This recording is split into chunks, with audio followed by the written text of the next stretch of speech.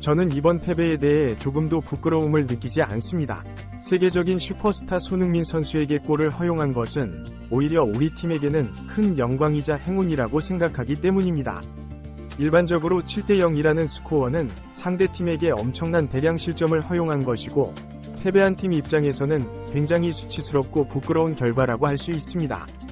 그러나 이번 경기에서 한국 대표팀에게 참패를 당한 싱가포르의 타쿠마 요시다 감독은 경기가 끝난 직후 카메라 앞에서 오히려 미소를 지으며 의미심장한 인터뷰를 했습니다.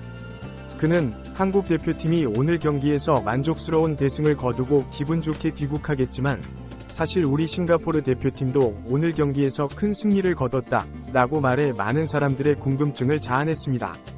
사실 이번 한국과 싱가포르의 대결은 경기 시작 전부터 양국 팬들 사이에서 말 그대로 페어 더비로 불리며 관심을 모았습니다.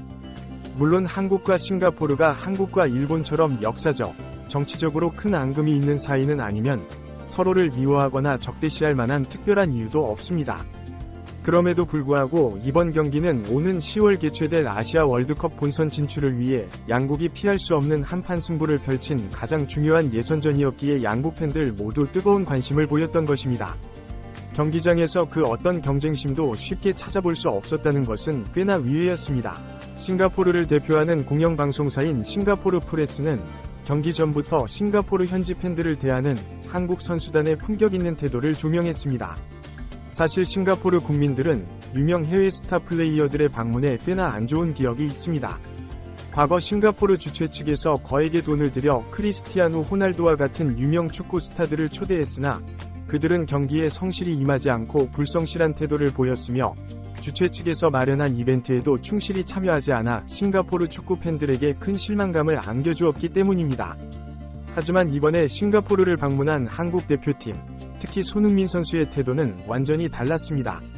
사실 우리 대표팀은 초청받아 돈을 받고 온 것이 아니라 어디까지나 월드컵 예선전에서 경쟁 상대를 꺾기 위해 적진으로 들어선 것이었습니다. 따라서 평소보다 더 긴장하고 신경이 곤두서 있어도 전혀 이상할 것이 없고, 굳이 현지 팬들을 위한 팬 서비스를 할 필요가 없는 상황이었습니다.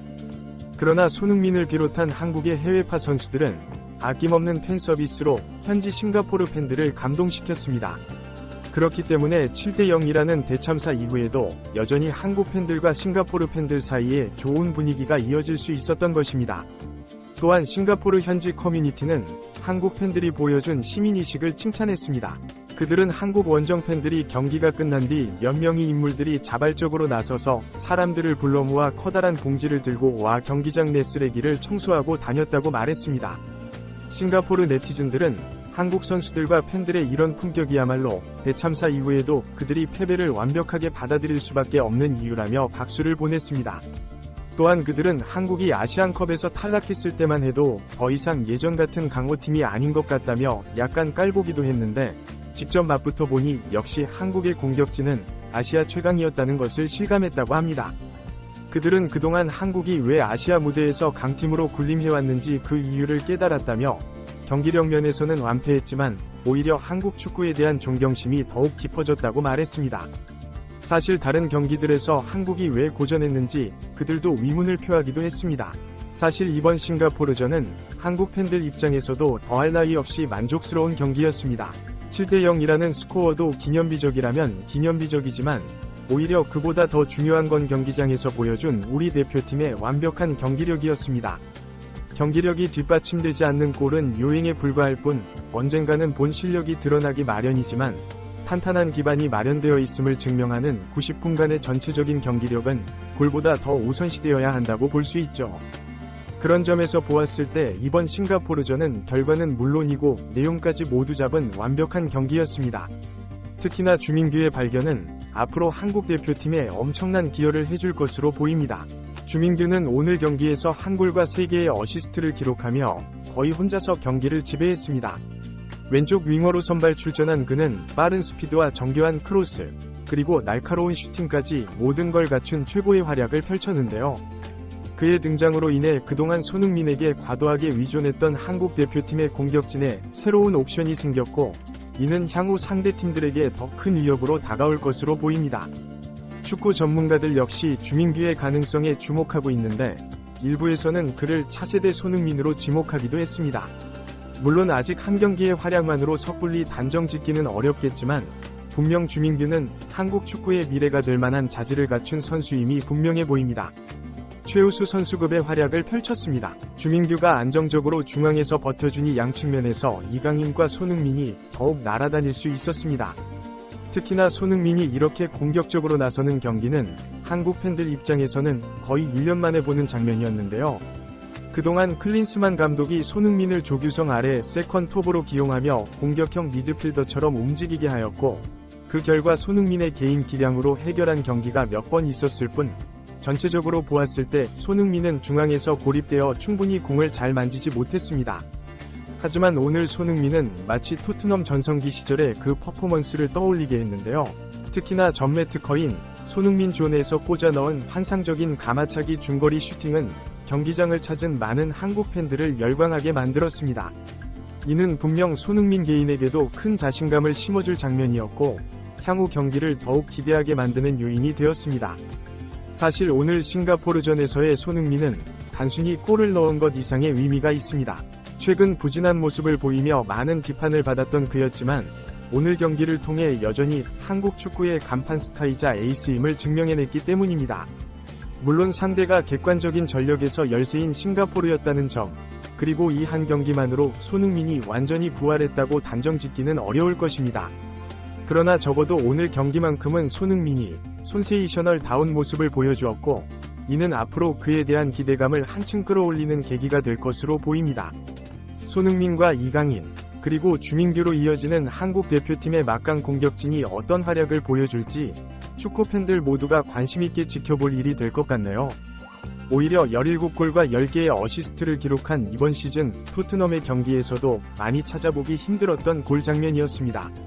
여기에 잉글랜드 챔피언십에서 가장 주목받는 유망주인 배준호까지 교체 출전해 데뷔골을 기록했으니 한국 대표팀의 현재와 미래가 모두 활약한 완벽한 승리라고 볼 수 있습니다. 하지만 이에 비해 무려 7골을 내준 싱가포르 관중석은 90분 내내 침울한 분위기가 이어졌습니다. 물론 한국과의 격차는 실감하고 있었고 승리를 크게 기대하지는 않았지만, 그래도 이런 대량 실점은 홈팀 팬들 입장에서는 맥이 빠지는 순간이었습니다. 그러나 싱가포르의 감독과 축구협회장은 이런 대패 속에서도 기자들 앞에서 당당한 자신감을 보였습니다. 그들은 이번 대결로 인해 오히려 싱가포르가 얻어간 것이 훨씬 많다고 말해 언론을 깜짝 놀라게 했습니다. 일본에서 온 싱가포르의 감독 오구라 치토무는 경기 전부터 김도훈 감독을 매우 존경했습니다. 김도훈 임시감독이 과거 싱가포르 프로축구팀을 지도한 적이 있어서 오히려 자신보다 싱가포르 축구에 대해 더 잘 알고 있을 것이라며 김도훈을 경계하는 모습을 보였습니다.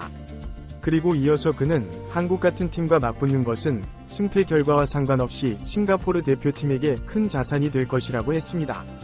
그는 이것이 과거 태국이 월드컵 예선에서 한국에게 3에서 0으로 패배한 후 태국 축구협회 회장이 기자들 앞에서 오히려 결과에 당당해야 한다고 말한 것과 유사하다고 말했습니다.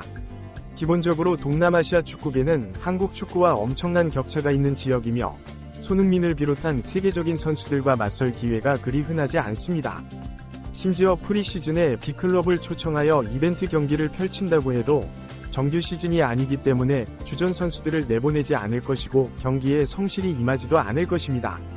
하지만 이번 경기는 월드컵 예선전이기에 손흥민, 이강인, 황희찬 같은 선수들이 싱가포르를 상대로 전력을 다해 뛰는 모습을 볼 수 있을 것입니다.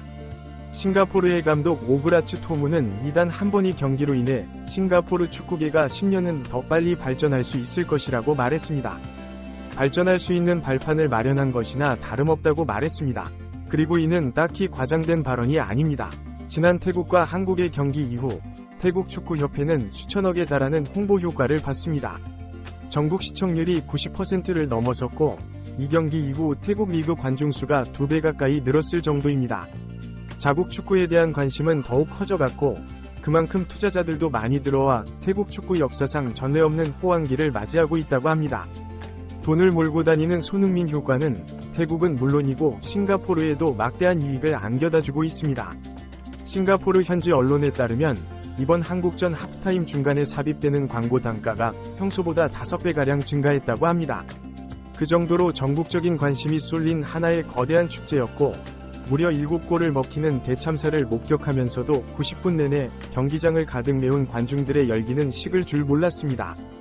내내 경기장을 가득 메운 관중들의 열기는 식을 줄 몰랐습니다. 그야말로 동남아 팬들에게 손흥민 선수는 행운을 몰고 다니는 마법과도 같은 인물이라 볼 수 있습니다. 손흥민 선수는 입국은 물론이고 공항을 떠나는 마지막까지 현지 팬들의 열렬한 환호를 받으며 비행기에 탑승했습니다. 최근 국가대표에서 안 좋은 일들이 연이어 일어나며 한때는 은퇴 암시 발언까지 했던 손흥민 선수였지만, 이번 싱가포르전 멀티골 대활약은 앞으로도 기분 좋은 국가대표 생활을 이어나갈 수 있는 계기가 될 것입니다. 이제 11일전 중국전을 마치면 비로소 손흥민 선수는 한 시즌을 온전히 끝마치고 휴식기에 들어설 수 있게 됩니다. 한국의 3차 예선 진출은 이미 확정되었지만 톱시드 배정을 받기 위해서는 한 경기라도 더 많이 이겨야 하고, 그렇기 때문에 결국 이번 중국전도 손흥민 선수의 선발 가능성이 높아지고 있습니다.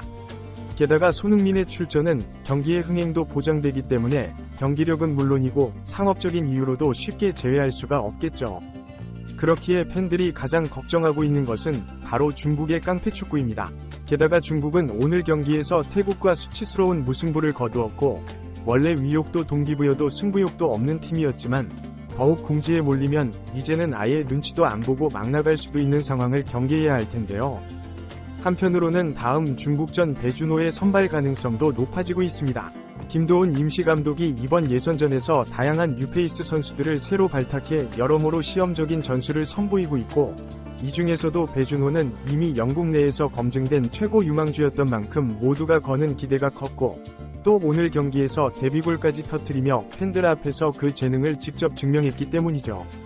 배준호가 이대로 무사히 잘 자라준다면 한국 역사상 전에 없는 최강의 공격진을 이루는 것도 꿈은 아닐 텐데요. 다음 중국전도 손흥민 선수의 맹활약을 바라며 아무쪼록 부상 없는 안전한 경기를 펼치길 기원하겠습니다. 이번 영상은 여기까지입니다. 구독과 좋아요는 사랑입니다. 감사드립니다.